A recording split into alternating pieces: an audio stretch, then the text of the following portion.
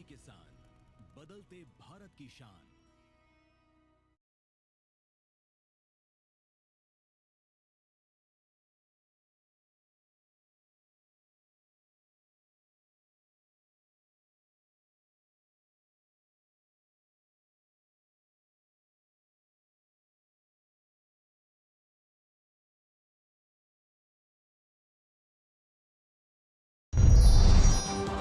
PM Modi ने Ken Betwa link परियोजना का किया शिलान्यास। परियोजना से 65 लाख लोगों को मिलेगा पीने का पानी। 2000 गांवों के किसानों को होगा लाभ।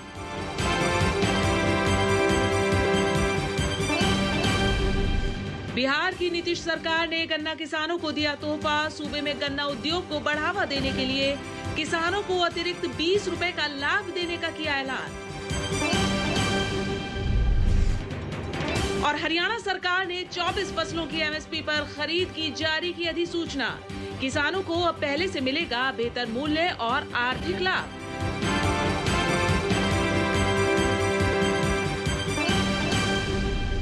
नमस्कार, मैं हूं चेतना त्यागी। हमेशा की तरह आज एक बार फिर हाजिर हूं आपका पसंदीदा शो मंडी.com लेकर। मंडी.com में आप किसान भाई बहनों के लिए जरूरी खबरों के साथ खेती के सिकंदर में शानदार प्रेरक कहानी के अलावा बीते सप्ताह जरूरी कमोडिटीज के भाव भी हम आपको बताएंगे। सबसे पहले देख लेते हैं कि बीते सप्ताह जरूरी कमोडिटीज के भाव क्या रहे हैं।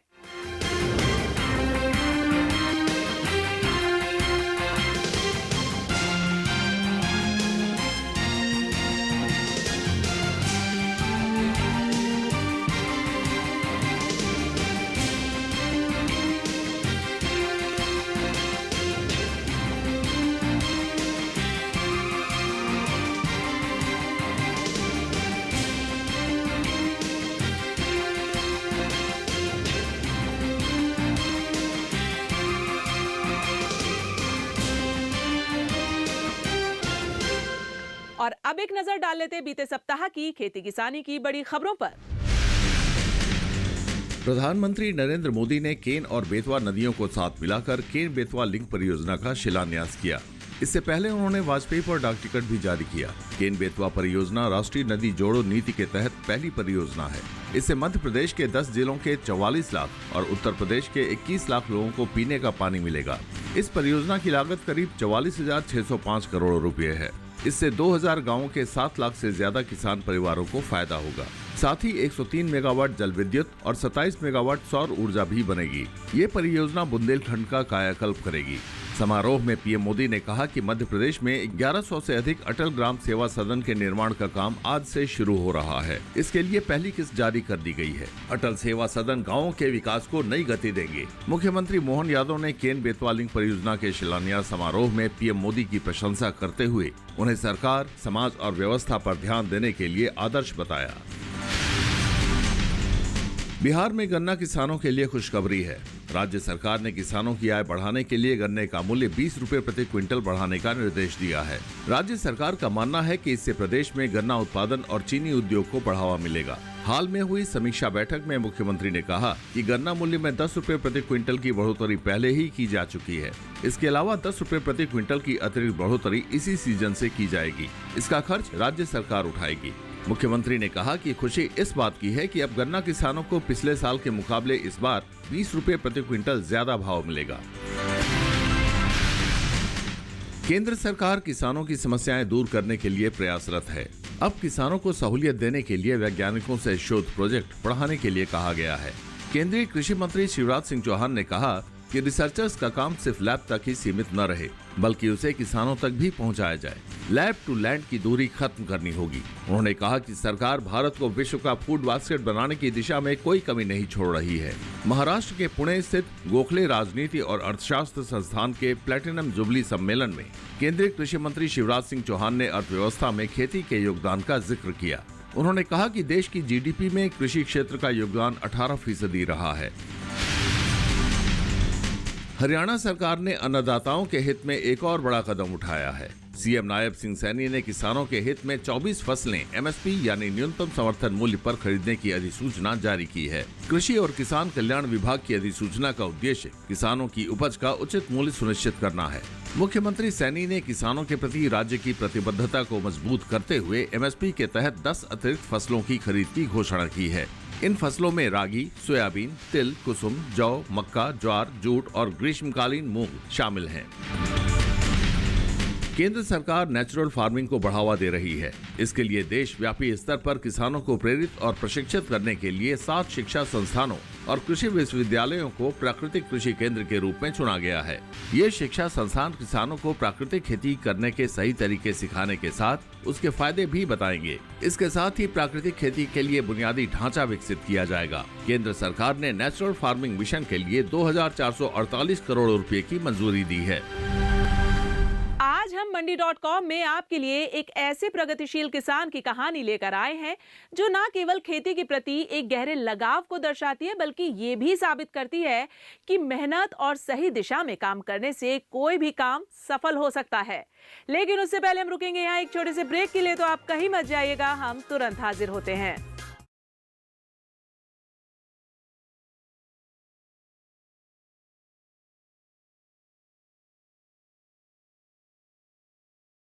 बेमौसम बारिश, आंधी और तूफान की चिंता भूल जाओ, फसल बीमा कराओ, सुरक्षा कवच पाओ। प्राकृतिक आपदा हो या कोई दुर्घटना, उसकी चिंता से भी मुक्ति पाओ।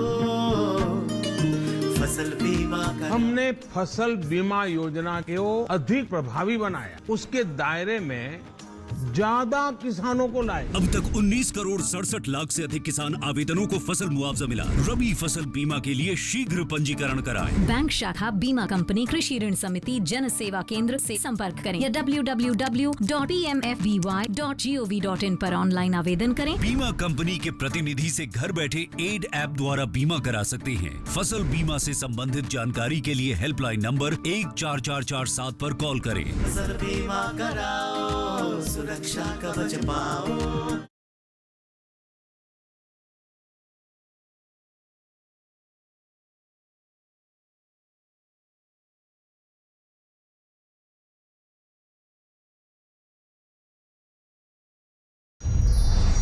एक बार फिर से स्वागत है आप सभी का मंडी.com में, और अब वक्त हो गया हमारी खास पेशकश खेती के सिकंदर का। ये कहानी है छत्तीसगढ़ के गरियाबंद जिले के एक ऐसे किसान की जिन्होंने शुरुआत में एक शिक्षक के रूप में अपने करियर की शुरुआत की थी, लेकिन खेती के क्षेत्र में कदम रखकर न केवल अपनी जिंदगी को बदल दिया, बल्कि आसपास के किसानों के लिए भी एक प्रेरणा बन गए। जी हां, हम बात कर रहे हैं अवनीश पात्र की, जिनकी संघर्ष और सफलता की कहानी हमें ये सिखाती है कि आत्मनिर्भरता, मेहनत और सही दिशा से कोई भी काम असंभव नहीं होता। तो चलिए देखते हैं मंडी.com की ये खास रिपोर्ट।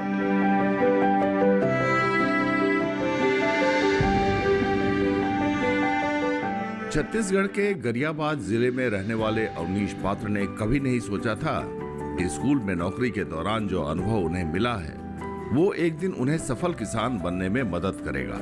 अवनीश की कहानी एक ऐसी प्रेरणा है जो साबित करती है कि सही दिशा में मेहनत करने से कोई भी काम असंभव नहीं है। अवनीश का जीवन एक सामान्य शिक्षक से आगे बढ़ते हुए सफल किसान बनने की यात्रा है। अवनीश ने अपने करियर की शुरुआत 1998 में शिक्षक के रूप में की थी, लेकिन उनका दिल कहीं और था। गांव के किसानों को आत्मनिर्भर होते देखना अवनीश के लिए मार्गदर्शन बना। उन्होंने महसूस किया कि जीवन में सबसे महत्वपूर्ण काम वही होता है जो आत्मनिर्भरता की ओर ले जाए।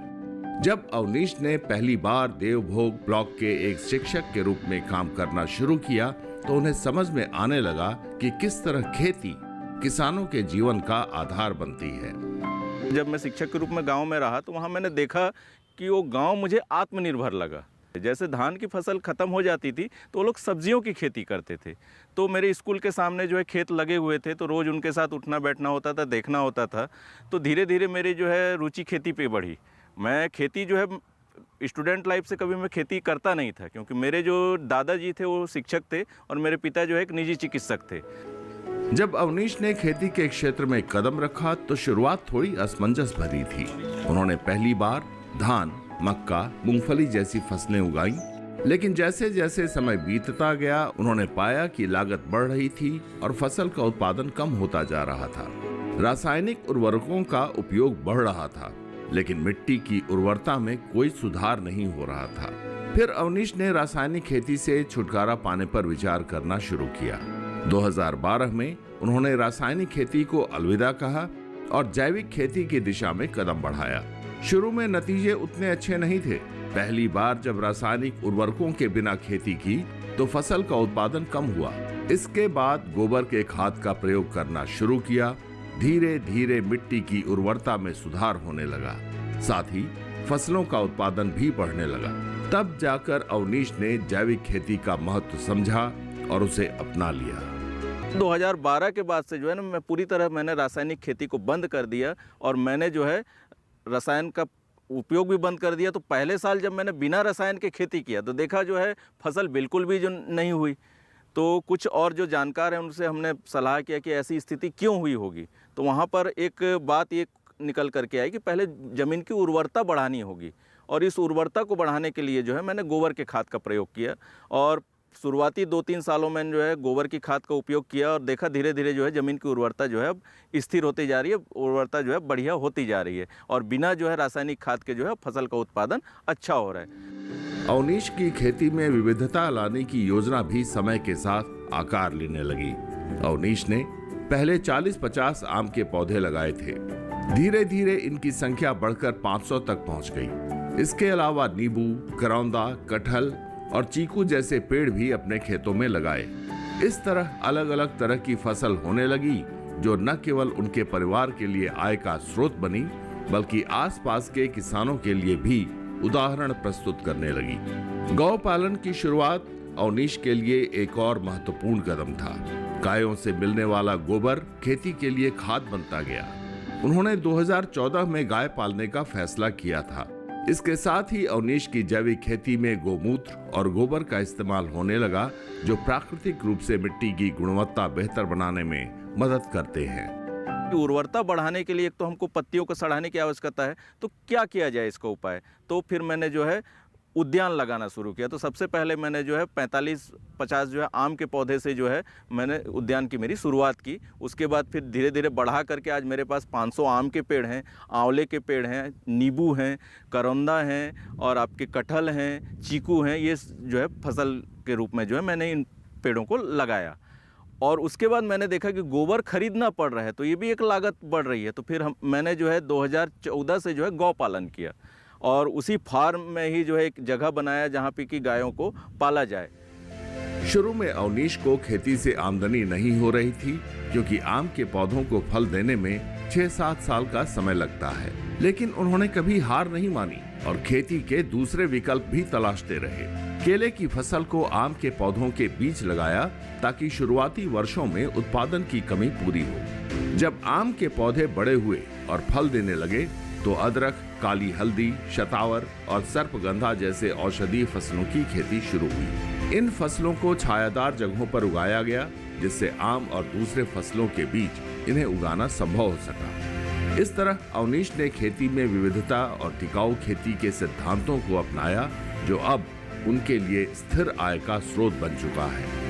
इंटरक्रॉपिंग के रूप में आम के पौधे जब छोटे थे तो उनके बीच बीच में जो है केले के पौधे लगाना, कुछ भागों में जो है सब्जियों का उत्पादन करना, और 3-4 साल तक ऐसे ही चला जब कि आम के पौधे बड़े हो गए। और जब आम के पौधे बड़े हो गए, आंवला के पौधे बड़े हो गए, तो छाया में अब जो है केले की फसल नहीं होनी है, तो केले की फसल को मुझे छोड़ना पड़ा। अब विकल्प ये रहा कि जो आमदनी केले के फसल से आ रही थी तो वो आमदनी कहाँ से लाएं। तो उसके लिए हमने ऐसी फसलों का चयन किया कि जो छाया वाली स्थानों में हो सकता है। तो उसके लिए मैंने जो है हल्दी की फसल है, अदरक है, इसका जो है मैंने उत्पादन शुरू किया। अवनीश की खेती में लगातार सुधार और मेहनत के बावजूद पहले आसपास के लोग उनकी आलोचना करते थे। दोस्त और परिवार वाले कहते थे कि वे अच्छी भली नौकरी छोड़कर खेती कर रहे हैं, जो जोखिम भरा काम है। घर में भी बातें होती थीं कि वे खेतों में पैसे बर्बाद कर रहे हैं। लेकिन अवनीश ने कभी हार नहीं मानी और अपनी मेहनत पर भरोसा रखा। वे हमेशा कहते थे कि खेती से बड़ी कोई शिक्षा नहीं हो सकती। धीरे धीरे अवनीश ने साबित कर दिया कि मेहनत और सही दिशा में काम करने से सफलता मिलती है। शुरुआत में जब मैं खेती करता था तो मेरे खुद के ही मित्र बोलते थे, इतनी अच्छी खासी जो है नौकरी है, शिक्षक है तू, और खेत में जा कर के जो है धूल और मिट्टी के साथ खेलेगा क्या। घर में भी बातें आती थी कि तुम इतना पैसा लगा रहे हो, घर में तो पैसा नहीं आ रहा है, अच्छी खासी नौकरी का पैसा को जो है तुम जो है खेत में बर्बाद कर रहे हो। लेकिन इसका परिणाम मुझे चौथे पाँचवें साल जब आम की फसल आनी शुरू हुई, आज खेती ही है जिसके कारण मैं इन बड़े मंचों पर मुझे जाने का अवसर मिल रहा है, और आज मुझे गर्व महसूस होता है कि खेती से बढ़कर के और कोई काम नहीं है। अब तक आपने अवनीश पात्र की यात्रा के बारे में देखा, जिसमें उन्होंने जैविक खेती की दिशा में कितनी मुश्किलों का सामना किया, लेकिन कभी हार नहीं मानी। हम जानते हैं कि किसान की यात्रा सिर्फ खेतों तक सीमित नहीं होती, बल्कि इसमें नई सोच, बदलाव और समय के साथ कदम मिलाकर चलना जरूरी होता है। आगे हम आपको बताएंगे कि अवनीश उत्पादन के जरिए बाजार में अपनी पहचान कैसे बना रहे हैं, लेकिन उससे पहले हम यहाँ रुकेंगे एक छोटे से ब्रेक के लिए। तुरंत हाजिर होते हैं।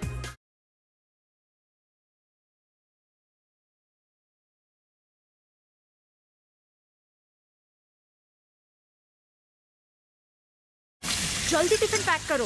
राजू, मोबाइल छोड़ो। अरे दीदी, वो बैंक का नंबर चाहिए, रिफंड ही नहीं आया है। मिल गया। अब भी कॉल करता हूँ दीदी। बिना नंबर जांचे?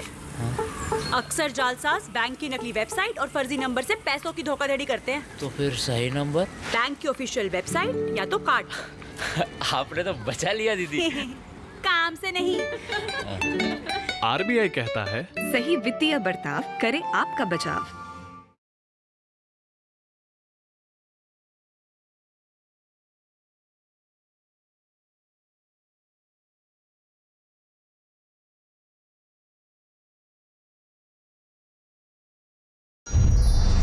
अवनीश पात्र की कहानी सिर्फ एक किसान की नहीं है, बल्कि ये एक विचारधारा भी है।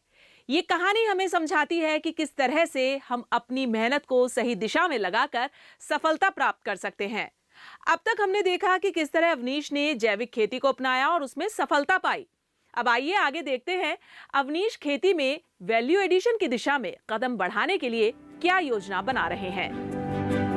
अवनीश ने बेशक अपने खेत में जैविक खेती शुरू की, लेकिन उन्हें कई चुनौतियों का सामना करना पड़ा। आसपास के सारे किसान रासायनिक खेती करते थे। उनके खेतों से बहकर आने वाला पानी चुनौती थी, क्योंकि रासायनिक खेती के पानी में कई हानिकारक तत्व होते हैं। इस समस्या के हल के लिए उन्होंने अपने खेत के चारों ओर नाली बना दी, ताकि बाहर का पानी निकल सके और खेत की उर्वरता बनी रहे। उनके खेत जंगलों के बीच में थे, जिससे ग्राहकों तक फसल को पहुंचाना मुश्किल था। इस समस्या का हल उन्होंने बसों के माध्यम से निकाला। वे अपने उत्पादों को पैक करके बसों के जरिए ग्राहकों तक पहुंचाते थे, ताकि ज्यादा उत्पादन सही समय पर सही जगह भेजे जा सके। आसपास के सारे लोग रासायनिक खेती करते हैं, तो सबसे पहली चुनौती ये है कि उनके खेत से पानी कैसा है। तो इसके लिए मैंने ये किया है कि हमारे खेत के चारों ओर हमने नाली खोद करके रखा है, तो बाहर का जो पानी है उसी नाली से होकर के खेत से बाहर निकल जाता है। एक चुनौती हमारी हुई। और दूसरी चुनौती, कुछ ग्राहक ऐसे तैयार करना कि जो अच्छे उत्पाद को खरीदना चाहते हैं, तो हम खुद जो है उसकी पैकेजिंग करके जो है बस के माध्यम से जो है उनके साथ बात करते हैं और हम उन्हें भेजते हैं। अवनीश ने पाया कि किसानों की सबसे बड़ी समस्या अपनी उपज को सही समय पर और सही मात्रा में बेचना है। पहले वे ज्यादा फसल उगाते तो कभी बाजार में डिमांड कम हो जाती, तो कभी फसलें खराब हो जाती थीं। फिर उन्होंने दूसरा तरीका अपनाया कि फसलें छोटे छोटे अंतराल में उगाई जाए। इसका मतलब ये था कि जब एक फसल खत्म होती थी तो दूसरी तैयार रहती थी। इस तरह से अवनीश की उपज कभी नष्ट नहीं होती थी और हर वक्त कुछ न कुछ बिकता रहता था। अवनीश ने यह भी ध्यान में रखा कि अगर बाजार में 100 किलो की डिमांड है तो 90 किलो ही उगाए जाएं, ताकि डिमांड बनी रहे। इस रणनीति ने प्रगतिशील किसान अवनीश को बाजार में मजबूत पहचान दी और अब उन्हें रोजाना आमदनी होने लगी। अवनीश का कहना है कि जब किसान रोज पैसा कमाता है तो उसकी मेहनत सफल होती है और वो खेती को शहर से ज्यादा अहमियत देता है। कि शुरू में जब हम सब्जियां जो है ज़्यादा उत्पादित करते थे तो कई बार ऐसा होता था कि बाज़ार में जो है डिमांड कम है और उत्पादन ज़्यादा है तो सब्जियां जो है नष्ट हो जाती थी। तो उसका तोड़ हम लोगों ने ये निकाला कि उत्पादन कम करो, पार्ट पार्ट में करो। 15-15 दिन के अंतराल में, एक माह के अंतराल में कि एक फसल जो है ख़त्म होते होते दूसरी फसल तैयार हो। तो जैसे मार्केट में अगर 100 किलो का डिमांड है तो 90 किलो का जो है उत्पादन करो, जिससे 10 किलो की डिमांड बनी रहे, हमारा जितना भी उत्पादित फसल है वो बिक जाए। अवनीश हमेशा अपने छात्रों और मित्रों को बताते हैं कि खेती में सबसे अहम चीज है मिट्टी, जिसे कभी बर्बाद नहीं करना चाहिए। अवनीश ने जैविक खेती को अपनाया। इसका मतलब ये नहीं कि बाजार से जैविक दवाइयां खरीदकर खेती की जाए, बल्कि सब कुछ खुद तैयार किया जाए। अवनीश का मानना है कि जैविक खेती से किसान आत्मनिर्भर बन सकता है। खाद भी खुद बनानी चाहिए और बाजार भी खुद तैयार करना चाहिए। ऊर्जावान किसान अवनीश की ये सोच और तरीका आज के युवा किसानों के लिए प्रेरणा है। खेती में हम लोग सबसे ज़्यादा जो है हम जोर देते हैं, मिट्टी को कभी भी हमको बर्बाद नहीं करना है, मिट्टी को बचा करके रखना है। और मेरे जितने भी छात्र हैं, मेरे साथ जितने भी मेरे मित्र हैं, मैं उनको भी यही प्रेरणा देता हूं कि आप जैविक खेती करें। और जैविक का मतलब ये नहीं कि मार्केट से जैविक दवाइयाँ खरीद के आप खेती कर रहे हैं। जैविक से तात्पर्य हम यहाँ लेते हैं कि किसान सारा कुछ खुद बनाता है। किसान को यहाँ पर मैं एक शिक्षा जो देना चाह रहा हूँ कि किसान किस तरह से आत्मनिर्भर बने। बीज भी किसान का हो, खाद भी किसान का हो और बाजार किसान खुद तैयार करे। अवनीश भविष्य में खेती में और कामयाबी के लिए वैल्यू एडिशन की ओर कदम बढ़ाने की योजना तैयार कर रहे हैं। उन्होंने महसूस किया है कि ज्यादा आमदनी के लिए उपज की पैकेजिंग जरूरी है। इसके लिए उन्होंने आसपास की कुछ महिलाओं से संपर्क किया और उन्हें इस काम में सहयोग देने का प्रस्ताव रखा। अवनीश का मानना है कि सच्ची मेहनत और समर्पण के साथ काम करने से खेती में अच्छा मुनाफा कमाया जा सकता है। इसलिए वे अगले 2 साल में वैल्यू एडिशन की योजना को अमल में लाने की सोच रहे हैं। उनका नया प्रयास खेती को नई दिशा दे सकता है। भविष्य में मैंने सोच करके रखा है, क्योंकि मैंने जैसे यहाँ पर भी जो कृषि मेले में हम लोग देखते हैं कि किसान को अगर ज़्यादा आमदनी लेनी है तो वैल्यू एडिशन तो उसको करना पड़ेगा। तो कुछ जो है आसपास की बहनें हैं, उनसे मेरी बात हुई है कि अगर वो तैयार हो गई हैं, उनको मैंने बताया है कि मेरे पास इतना समय नहीं है कि मैं इसको कर सकूं। आप अगर मेरा सहयोग करेंगे तो मेरे पास जो है खेत है और फसल है, और आपके पास जो है समय है और शक्ति है, तो दोनों अगर मिल जाएं तो हो सकता है। तो तैयार हुई हैं और हम लोग कुछ सालों में जो है ये काम करने की सोच रहे हैं, 1-2 सालों में जो है। अवनीश की कहानी न सिर्फ खेती के प्रति उनके गहरे लगाव को दिखाती है, बल्कि ये भी साबित करती है कि अगर सही दृष्टिकोण और मेहनत हो तो खेती को लाभदायक और स्थायी पेशे में बदला जा सकता है। अवनीश जैविक खेती के माध्यम से मिट्टी और पर्यावरण को बचाने की दिशा में काम करते हैं, जबकि अपनी फसल को छोटे अंतराल पर उगाकर बाजार में स्थिरता बनाए रखने की भी कोशिश करते हैं। अवनीश ने अपने मित्रों और समुदाय को प्रेरित किया है कि वे भी खेती को सम्मानजनक पेशा माने और न केवल मेहनत बल्कि स्मार्ट तरीके से काम करें। आज छत्तीसगढ़ के गरियाबंद जिले के प्रगतिशील किसान अवनीश के संघर्ष और सफलता की कहानी संदेश देती है कि खेती सिर्फ आजीविका का साधन नहीं, बल्कि एक ऐसा क्षेत्र है जहां नवाचार, समर्पण और सच्ची मेहनत से कोई भी बड़ा बदलाव लाया जा सकता है। मंडी.com के लिए अनिल वत्स के साथ किशन भारद्वाज। आज की ये कहानी अवनीश पात्र की मेहनत और समर्पण की मिसाल है, जिन्होंने जैविक खेती के जरिए न केवल अपनी जिंदगी बदल दी, बल्कि पूरे समुदाय को भी प्रेरित किया है। मंडी.com में आज बस इतना ही। अगले सप्ताह मैं फिर आऊंगी किसानों को प्रेरणा देने वाली सफलता की एक कहानी और दूसरी जरूरी खबरें लेकर। तब तक के लिए नमस्कार और आप देखते रहिए दूरदर्शन किसान। आपकी राय हमारे लिए बहुत महत्वपूर्ण है। आप हमारे टोल फ्री नंबर पर कॉल कर सकते हैं और अपनी राय दे सकते हैं। साथ ही आप ईमेल के जरिए भी हमें अपनी राय दे सकते हैं। हमारा ईमेल पता है ncdexmandi@gmail.com।